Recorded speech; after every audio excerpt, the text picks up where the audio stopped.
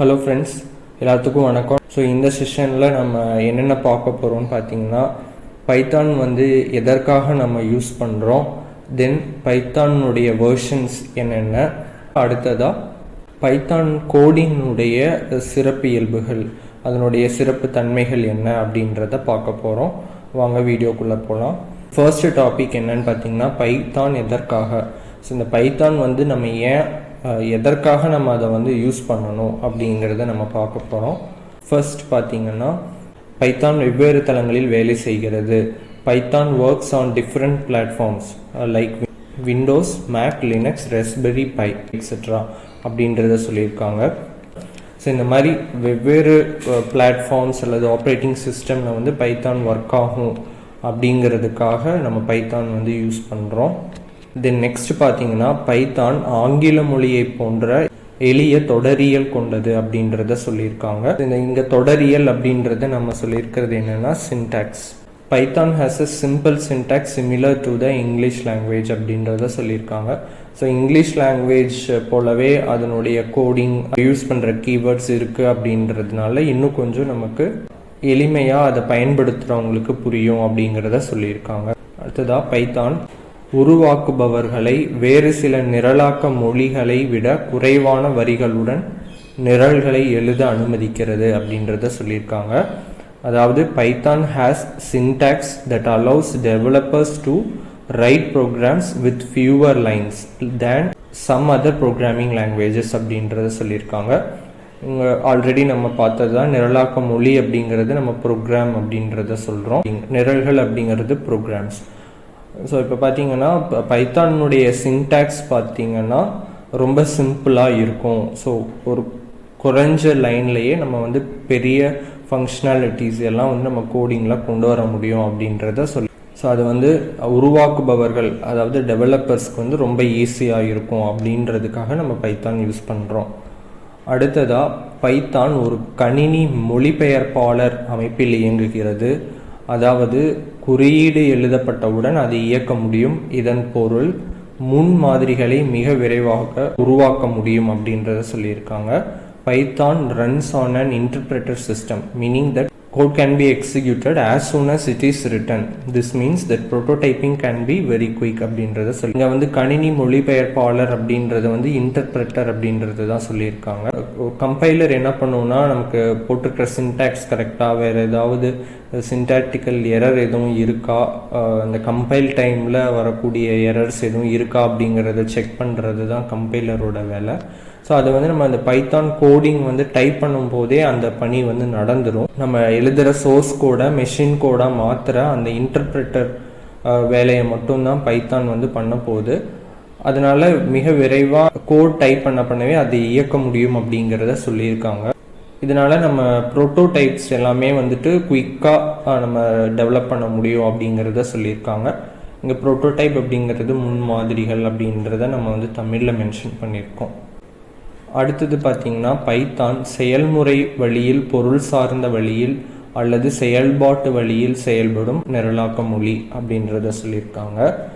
Python can be treated in a procedural way and object orient way or a functional way அப்படின்றத சொல்லியிருக்காங்க. Already சில programming languages தெரிஞ்சவங்களுக்கு தெரியும், இந்த structural வேனா என்ன, ப்ரொசீஜரல் வேனா என்ன, ஃபங்க்ஷனல் வேனா என்ன, ஆப்ஜெக்ட் ஓரியன்ட் வேனா என்ன அப்படின்றது எல்லாமே உங்களுக்கு தெரியும். ஸோ அந்த ஆப்ஜெக்ட் ஓரியன்ட் அப்படின்றது தான் இப்போ லேட்டஸ்ட்டாக எல்லா ப்ரோக்ராமிங் லாங்குவேஜும் கடைப்பிடிக்கிற ஒரு வழியாக இருக்குது. நமக்கு கிளாஸ் ஆப்ஜெக்ட்ஸ் இந்த மாதிரி யூஸ் பண்ணியிருந்தாவே அதை நம்ம ஆப்ஜெக்ட் ஓரியன்ட் ப்ரோக்ராமிங் அப்படின்றத நம்ம சொல்லுவோம். மற்ற ப்ரோக்ராமிங் லாங்குவேஜஸ் என்னென்னலாம் வழிகளை கடைபிடிக்குதோ அது அத்தனை வழிகளையும் பைத்தானும் கடைபிடிக்கும் அப்படின்றதுக்காக இதை நம்ம யூஸ் பண்ணுறோம். இந்த ஆப்ஜெக்ட் ஓரியன்ட் வே அப்படிங்கிறது என்ன அப்படிங்கிறது நம்ம கோடிங் போட நமக்கு புரியும். ஸோ அதை நம்ம அடுத்தடுத்த செஷனில் பார்க்கலாம். ஆப்ஜெக்ட் ஓரியன்ட் வே அப்படிங்கிறதா இங்கே பொருள் சார்ந்த வழி அப்படின்றது தமிழில் மொழிபெயர்த்திருக்கோம். அடுத்ததாக, பைத்தானுடைய வேர்ஷன்ஸ் என்னென்ன அப்படின்றத பார்க்க போகிறோம். பைத்தானின் மிக சமீபத்திய முக்கிய வெளியீடு பைத்தான் 3 ஆகும். இதை நாம் இந்த பயிற்சியில் பயன்படுத்த உள்ளோம். பைத்தான் 2ல் பாதுகாப்பு மேம்படுத்துதல்கள் தவிர வேறு எதுவும் புதுப்பிக்கப்படவில்லை என்றாலும் இன்னும் பிரபலமாக உள்ளது. The most recent major version of Python is Python 3, which we shall be using in this tutorial. However, Python 2, although not being updated with anything other than security updates, is still quite popular அப்படின்றத சொல்லியிருக்காங்க. இது என்னன்னு பார்த்தீங்கன்னா latest version Python 3. Python 2 தான் இதுக்கு முன்னாடி இருந்த version. So இந்த பைத்தான் 2ல் வந்துட்டு சில செக்யூரிட்டி ரிலேட்டடான விஷயங்கள் மட்டும்தான் அப்டேட் பண்ணியிருக்காங்க. அப்படி இருந்தாலுமே பைத்தான் 2 வந்து பிரபலமாக யூஸ் பண்ணுறதா சொல்லியிருக்காங்க.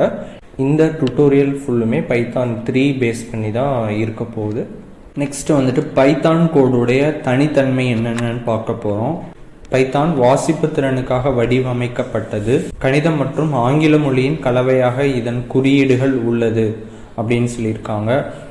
Python was designed for readability and has some similarities to the English language with influence from mathematics அப்படின்றத சொல்லியிருக்காங்க. அதாவது பைத்தான் கோடு பார்த்துட்டிங்கன்னா சிம்பிள் இங்கிலீஷில் இருக்குது. அதே போக நம்முடைய மேக்ஸில் இருக்கிற அந்த ஆப்ரேட்டர்ஸ் ப்ளஸ் மைனஸ் டிவிஷன் இந்த மாதிரி மேத்தமெட்டிக்கல் கான்செப்டோட அந்த இங்கிலீஷ் லாங்குவேஜ் வந்து கம்பைன் பண்ணி இந்த கோடிங் இருக்கிறதுனால அந்த டெவலப்பர்ஸ்க்கு வந்துட்டு ஈஸியாக அது வந்து புரியும். அடுத்த தனித்தன்மை என்னன்னு பார்த்தீங்கன்னா பெரும்பாலும் அரைப்புள்ளிகள் அல்லது அடைப்புக்குறிகளை பயன்படுத்தும் பிற நிரலாக்க மொழிகளுக்கு மாறாக பைத்தான் ஒரு கட்டளையை முடிக்க புதிய வரிகளை பயன்படுத்துகிறது. அதாவது Python uses new lines to complete a command as opposed to other programming languages which often use semicolons or parentheses அப்படின்றத சொல்லியிருக்காங்க. ஸோ இதில் முக்கியமாக பைத்தான் கோடினுடைய தனித்தன்மையை பார்த்தீங்கன்னா ஒரு லைன் ஒரு இன்ஸ்ட்ரக்ஷன் முடிச்சுட்டு நெக்ஸ்ட் இன்ஸ்ட்ரக்ஷன் போகிறது அப்படிங்கிறது நம்ம ஒரு என்டர் கொடுத்து நெக்ஸ்ட் லைனில் நம்ம டைப் பண்ணுறோம். ஸோ அந்த என்டர் கொடுத்தோன்னாவே அது அந்த இன்ஸ்ட்ரக்ஷனுடைய முடிவாக இந்த பைத்தான் கோடு எடுத்துக்கும். மற்ற லாங்குவேஜஸ்லாம் பார்த்தீங்கன்னா நம்ம செமிகோலன் பெராந்தசிஸ் இந்த மாதிரியான சிம்பிள்ஸ் எல்லாம் யூஸ் பண்ணி அந்த இன்ஸ்ட்ரக்ஷனுடைய முடிவை நம்ம குறிக்கிற மாதிரி இருக்கும். பைத்தானில் சிம்பிளாக நம்ம என்டர் கொடுத்தோன்னாவே அந்த இன்ஸ்ட்ரக்ஷன் முடிஞ்சதாக அது கருதப்படும். அடுத்த தனித்தன்மை என்னன்னு பார்த்தீங்கன்னா சுழல்கள் செயல்பாடுகள் மற்றும் வகுப்புகள் போன்றவற்றின் வரையறையை வரையறுக்க இடைவெளி மற்றும் உள்தள்ளலை பைத்தான் நம்பியுள்ளது. பிற நிரலாக்க மொழிகள் பெரும்பாலும் இந்த நோக்கத்திற்காக சுருள் அடைப்புக்குறிகளை பயன்படுத்துகின்றன அப்படின்றத சொல்லியிருக்காங்க. அதாவது Python relies on indentation using white space to define scope such as scope of loops, functions and classes. Other programming languages often use curly brackets for this purpose அப்படின்றத சொல்லியிருக்காங்க.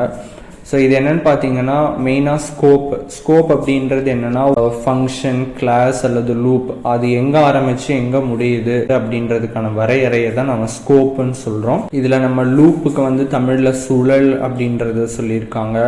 ஃபங்க்ஷன்ஸ் அல்லது மெத்தட்ஸை வந்து நம்ம செயல்பாடுகள் அப்படின்னு சொல்லியிருக்காங்க.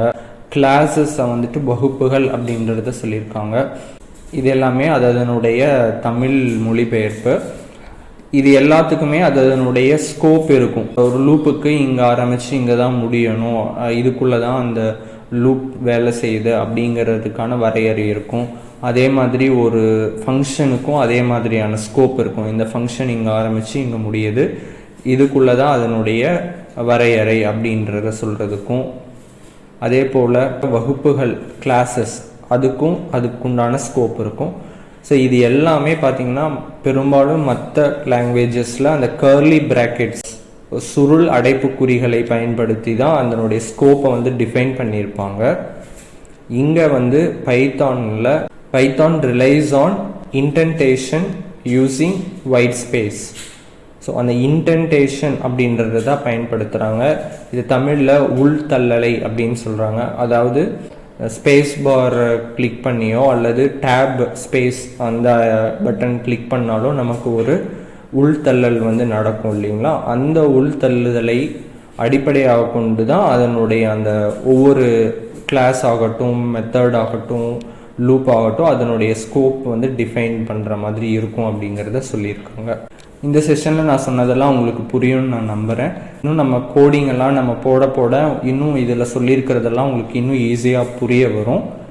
இது ஃபுல்லாக தியரிட்டிக்கல் பார்ட்டு தான். நம்ம ப்ராக்டிக்கலாக அந்த கோடிங் பண்ண உங்களுக்கு இதில் என்ன சொல்லியிருக்காங்க அப்படிங்கிறத உங்களால் ஈஸியாக ரிலேட் பண்ணிக்க முடியும். மறுபடியும் நம்ம அடுத்த செஷனில் சந்திக்கலாம். நன்றி, வணக்கம்.